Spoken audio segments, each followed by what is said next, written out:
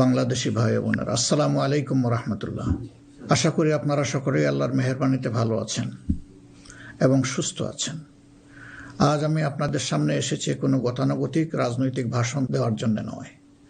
আজ আমি একেবারে মনের ভেতরের কিছু কথা আপনাদের সাথে ভাগাভাগি করতে চাই, যে কথাগুলো একজন জেএনজি, একজন যুবক আর আমাদের প্রজন্ম সবার সাথে সম্পৃক্ত। একজন মুসলমানের জন্য যেমন, তেমনি আমাদের দেশের অন্য ধর্মের সকল ভাই বোনদের জন্য। প্রিয় দেশবাসী, আজ আমি এখানে যাদের কারণে কথা বলছি, সেই জুলাইয়ের মহান শহীদদের রুহের মাগফিরাত কামনা করছি। একই সাথে মহান মুক্তিযুদ্ধের শহীদদেরও গভীর শ্রদ্ধা ভরে স্মরণ করছি।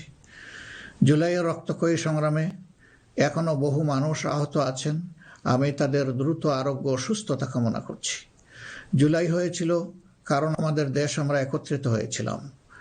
জুলাইতে রাস্তায় নেমেছিল আমাদের তরুণরা, রাস্তায় নেমেছিল আমাদের প্রিয় মা বোনেরা, নারীরা, রাস্তায় নেমেছিল শ্রমিক, কৃষক, সর্বস্তরের ভাইয়েরা এবং সকল মেহনতি মানুষেরা। ফেসিবাদ বিরোধী বিভিন্ন রাজনৈতিক দলের নেতা কর্মীরাও তখন আমরা একাকার হয়েছিলাম। শিক্ষক ও প্রকৌশলী, ডাক্তার সহ বিভিন্ন শ্রেণী পেশার মানুষ তখন রাস্তায় নেমে এসেছিলেন। দেশপ্রেমিক সশস্ত্র বাহিনীর সদস্যরাও সে সময় অত্যন্ত প্রশংসনীয় এবং দায়িত্বপূর্ণ ভূমিকা পালন করেছেন। আমরা জুলাই আর চাই না। আমরা চাই এমন বাংলাদেশ যেখানে আর কোনো দিন জনগণকে রাস্তায় নামতে হবে না। আমাদের বুঝতে হবে জুলাই কেন হয়েছিল। জুলাই হয়েছিল একটা বৈষম্যহীন বাংলাদেশের জন্যে। জুলাই হয়েছিল একটা কালো রাজনৈতিক ধারার পরিবর্তনের জন্যে। যুগের পর যুগ ক্ষমতা কুক্ষিগত ছিল পরিবারতন্ত্রের হাতে, নির্দিষ্ট গোষ্ঠীর হাতে। সেখান থেকে মুক্তির জন্য, বিশেষ করে 2009 সাল থেকে জাতির উপর এমন এক শাসক গোষ্ঠী চেপে বসে যারা মানবাধিকার, ভোটাধিকার সহ সকল গণতান্ত্রিক অধিকার কেড়ে নেয় এবং গণতান্ত্রিক প্রতিষ্ঠানগুলোকে ধ্বংস করে ফেলে। গুম, বিচার বহির্ভূত হত্যা, আয়নাগর প্রতিষ্ঠার মাধ্যমে জনগণের উপর নিপীড়ন চালায়। 2014, 18 ও 24-এর পরপর 3টি জাতীয় নির্বাচনের নামে তামাশার মাধ্যমে আমাদের ভোটের অধিকার হরণ করা হয়। এইসব নিপীড়ন এবং অধিকার ফিরে পাওয়ার জন্যই এসেছিল রক্তাক্ত জুলাই। আমাদের তরুণরা এখন একটা নতুন দেশ দেখতে চায়, যে দেশকে তারা গর্ব করে বলতে পারবে, নতুন বাংলাদেশ, এটি আমার দেশ 2.0।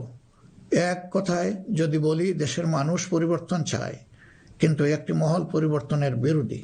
কারণ পরিবর্তন হলেই তাদের অপকর্মের পথ বন্ধ হবে, মানুষের অধিকার কেড়ে নেওয়ার সুযোগ থাকবে না। এই সংস্কৃতি বদলানোর সাহস সবার থাকে না। ক্ষমতাবানদের বিরুদ্ধে রুখে দাঁড়ানোর হিম্মত সবার হয় না। এই হিম্মত দেখিয়েছে আবরার ফাহাদ, আবু সাইদ মুগ্ধ, উসমান হাদি এবং তাদের সহযোদ্ধারা। তাদের রক্তের শপথ নিয়ে নতুন প্রজন্মের লক্ষ লক্ষ সাহসী সন্তান আজ এই পরিবর্তনের জন্য প্রস্তুত। এই দেশ আমাদের সময়ের এই সাহসী সন্তানদের হাতেই তুলে দিতে চাই। কারণ বাংলাদেশের ভবিষ্যৎ এই তরুণরাই রচনা করবে। এই তরুণরা পরিশ্রমী, তরুণরা সাহসী, তারা মেধাবী। এই তরুণরাই পরিবর্তনকে ভালোবাসে। তরুণরা নতুনকে আলিঙ্গন করে, সত্য বলতে দ্বিধাবোধ করে না, প্রযুক্তি বুঝে এবং সামনে এগিয়ে নিয়ে যেতে জানে। তারাই পারবে নতুন বাংলাদেশ গড়ে দিতে। আমরা তোমাদের হাত ধরতে চাই। জুলাইয়ের মতো কাঁধে কাঁধ মিলিয়ে দেশ গড়ার কাজে সঙ্গী হতে চাই।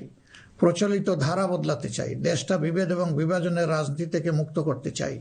মানুষের জীবনে শান্তি ফিরে আসুক, এটি আমাদের